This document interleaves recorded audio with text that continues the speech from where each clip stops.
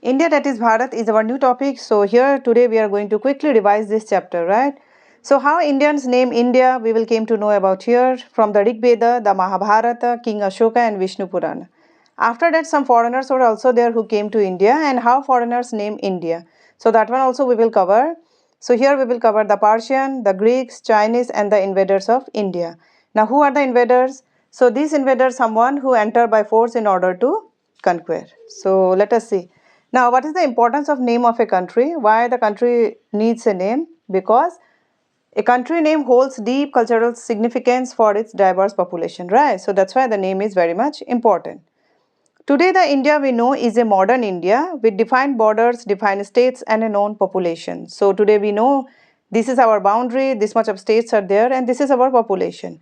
However, it was very different 500 years ago, 2000 years ago, or even 5000 years ago. It means the scenario was very much different from now. Earlier, we don't know about our borders, we don't know about our states, we don't have our name, and we don't know about the population also. Today, India had many different names and shifting boundaries. So, let us see how Indians name India. So, Rig Veda. What is Rig Veda?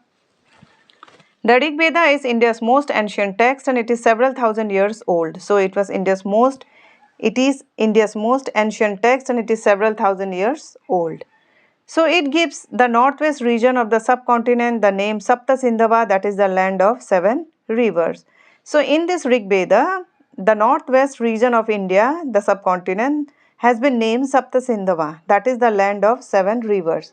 So here the Sindhu river used to flow and its tributaries were there, Zelam, Chenab, Ravi, Beas. So according to it, this region has been given a name Sapta Sindhava. So first name that we came to know about India in the Rig Veda was the Sapta Sindhava, but this name was not for the entire landmass but only for the northwest region, right? Now, secondly, the Mahabharata. The Mahabharata is an ancient Indian epic that tells about the struggle faced between two groups of cousins, the Pandavas and the Kauravas, to gain supreme power. As we know about Mahabharata also, so here we came to know about the name of the states and here we will also find that India has been given a name. So Mahabharata lists many regions such as Kashmira, that is today's present Kashmir, Kurukshetra, the part of Haryana today, Vanga, the parts of Bengal, Prag Jyotish, roughly today's Assam, and Kachcha, that is Kutch in Gujarat, Kerala, and so on. So these are the name of the states that has been mentioned in the Mahabharata. Okay. So here we came to know that the name of the states have been mentioned there. Secondly, the Mahabharata used the term Bharatvarsh and Jammu Deep. So this name was also used in Mahabharata. Now let us see is this name has been used for a state or for the entire landmass of that is India. So Bharatvarsh extend to the entire subcontinent and it include the name of numerous rivers and people. So in Mahabharata, Bharatvarsha has been used for the entire subcontinent. It means for the India and where it includes the name of numerous rivers and people. Now the Bharatvarsh means the country of Bharatas. It means the country of Bharatas. And again, who were the Bharatas? Bharata is the name of several king and it was the first appear in Rig Veda. So this name was appear in Rig Veda. Now again, what is Rig Veda? Just now we have covered. That is the Rig Veda is India's most ancient text and it is several thousand years old. Okay. So here also Rig Veda, the name Bharat has been mentioned. Bharata has been mentioned.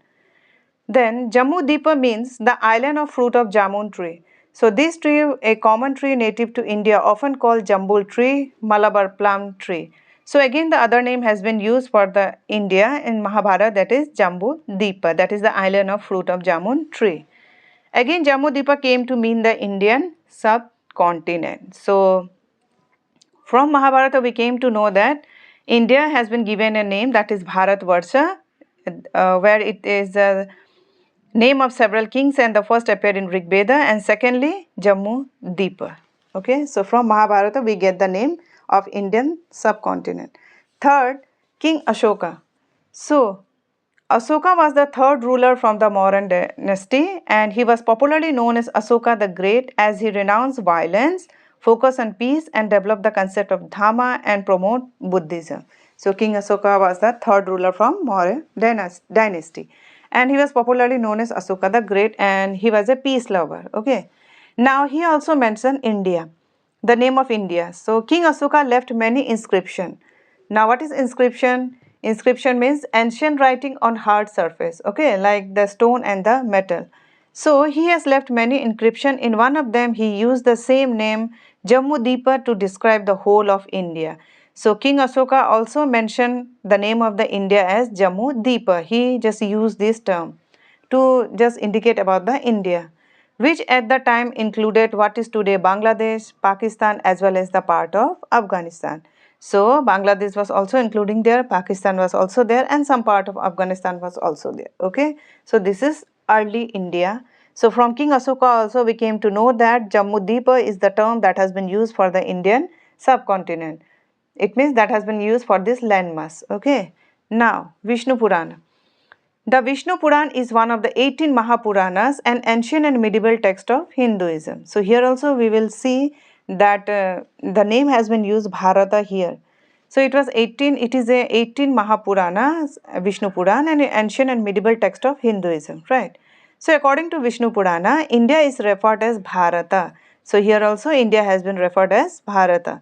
The country that lies north of the ocean and south of the snowy mountain is called Bharata. So here from Vishnu Puran also we came to know that Bharata term has been used for this piece, the landmass that today we know as India, right? So this was about our Indians. So let us see how foreigners name India. So the first one is the first foreigner to mention India were the Persian, the ancient inhabitants of Iran. So Persia used to, these people used to came to India and they were the ancient inhabitants of Iran. So in 6th century, Persian emperor gained control of the region of the Indus River. Earlier it was called Sindhu River.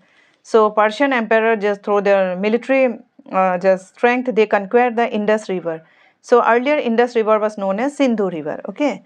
So Persian refer India as Hind, Hindu or Hindu, which are adaptation of their Persian language of Sindhu. So they can't able to spell or pronounce Sindhu in a proper way, or they are due to their Persian accent. What did they do? They just call the Hind, Hindu or Hindu. And here in ancient Persian, Hindu is a geographical term, not the Hindu religion. So they were not mentioning about the religion, they were just mentioning about the river. So they call India as a Hind, Hindu or Hindu, right? Based on Persian source, the ancient Greek named the region Indoi or Indic. They dropped the initial letter H of Hindu because this letter did not exist in Greek language. So when the Greek came, now they begin to name India. Just they also know about the Sindhu river and they heard that Hind, Hindu or Hindu they are calling the name. So they just dropped this one H and now they are calling it Hindu or Hindic. Okay, so in this way Greek term India. Finally, Chinese also came to India. So the ancient Chinese also came to India. In their several texts, they refer India as Hindu or Hindu. Again, these words came from Sindhu in the following manner. See, Sindhu, Hindu were called by the Persian, then Hindu were called by the Greeks, and then why? Hindu were called by the Chinese. So these were the term that has been used by the foreigners. Finally, Hindustan was first used in Persian inscription some 1800 years ago. Later on, this became the term used by most invaders of India to describe Indian subcontinent. So the invaders that came to India, they have just given the name Hindustan, and this Hindustan term for the India has been just used by the Persian inscription some 1800 years ago. So finally, India has been known by many ancient names in history. Okay, so this was the topic that we have covered. Here we have covered India, that is Bharat, and we have seen how Indians name the India and how foreigners name India. So this much for this topic.